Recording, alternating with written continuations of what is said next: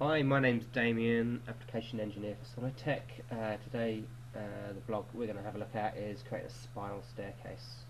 This is a separate example I just thought I'd show you that can be used using the same technique.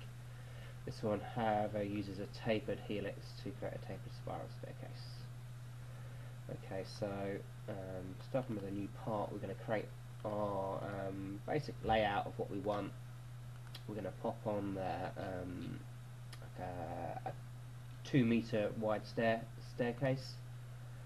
I'm going to pop in the shaft at the same time, so we just dimension those up. So I made that far too big, and we'll make this one 300mm. I'm going to draw in here my standard step size. So this is going to be my little drive-in sketch. We're going to use this to drive the whole model. That way we can reuse it and come back and do whatever we like later. So I like to do it this way. That way I always get a sketch at the top of my tree, and I carry on and include aspects of it that I want to use. So I'm going to include the step details. And then we're going to use the trim tool just to trim them off and make sure we end up with something we can extrude as a solid. So steps height is going to be 110 in this case. We're going to do it with a little solid. Just to go a little bit further, we can also use sheet metal. I'm going to convert this to a piece of sheet metal, so we can see we can also flatten that at the same time. That's an optional step.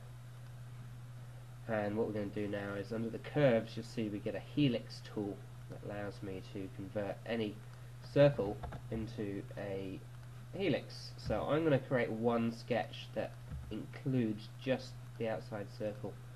This is what we're going to use to drive my helix.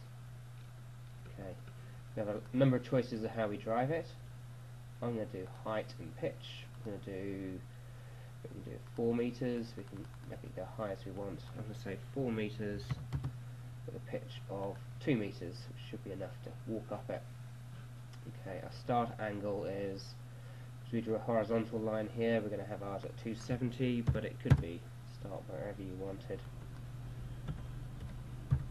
And you can choose the direction of your spiral as well. At this point you can also, this is where you choose to be a taper or not, so you could put a 30-degree taper on there. Oops. Maybe not quite 30 degrees, unless it was tapering outward. Okay, and we could do the same sort of thing this way, but we're going to turn off our taper and go like this.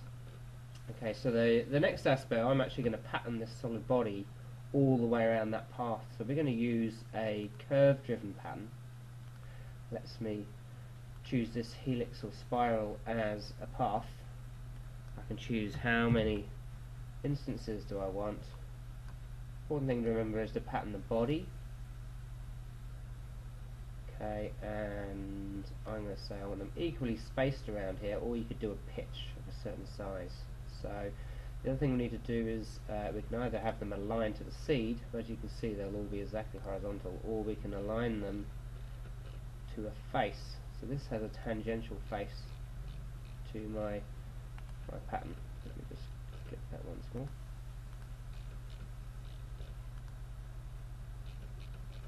There we go. So that face there, so we can see we get the desired result, and all we need to do is just increase the number of items, so 29, that's what I did last time, and we end up with a pattern. We can use this again to do further things.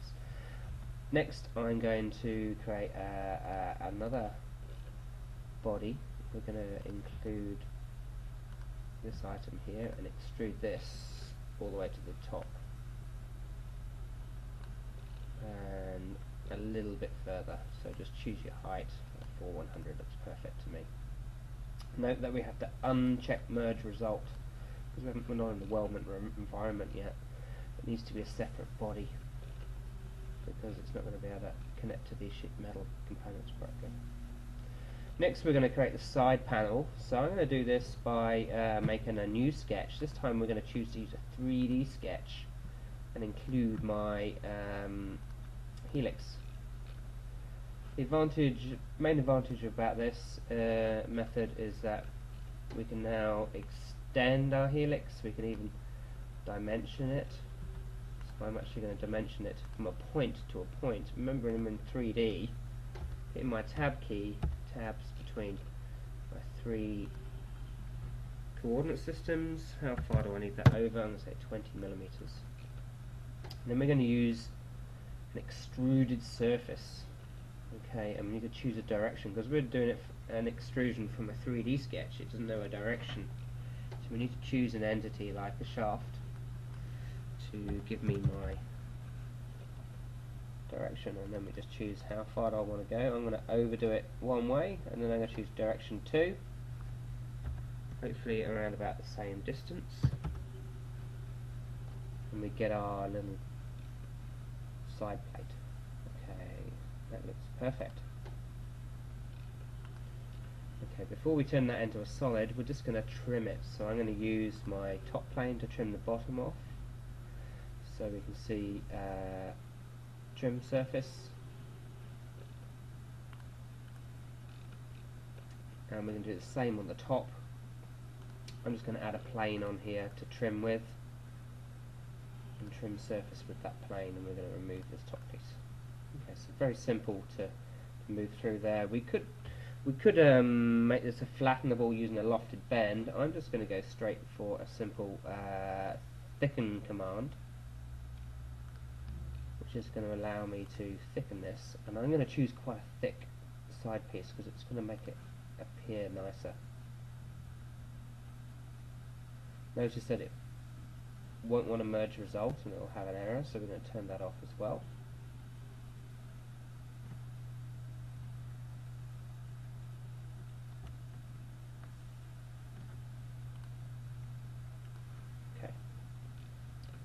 There we go, so we're nearly done. All I need to do is put a handrail on, so we're going to do this in a similar fashion to how we've done the others.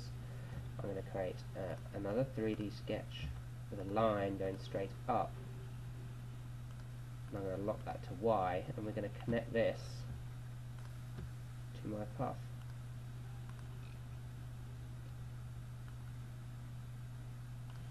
Notice how I haven't connected it anywhere in particular. I'm going to put it right on the end. I'm going to give it a height. 1 meter looks brilliant. And I'm going to use the structural member command. So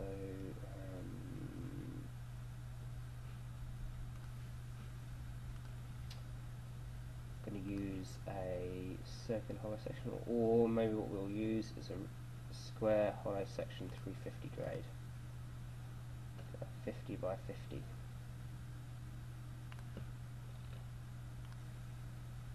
Okay.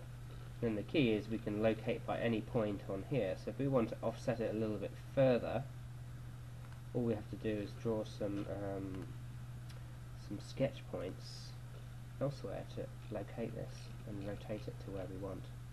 But I'm going to let you get into the details. Again, we can pattern this with a curve-driven pattern to get it all the way around. Curve-driven pattern, and the body we want to pattern is this one. And the face normal, slightly trickier because we've kind of hidden it with this thicken. But we can probably just use this inside face now. Choose how many do we want, equal spacing, or I want them spaced at 600. Don't need that many, but you can leave as many as you need on there. Okay.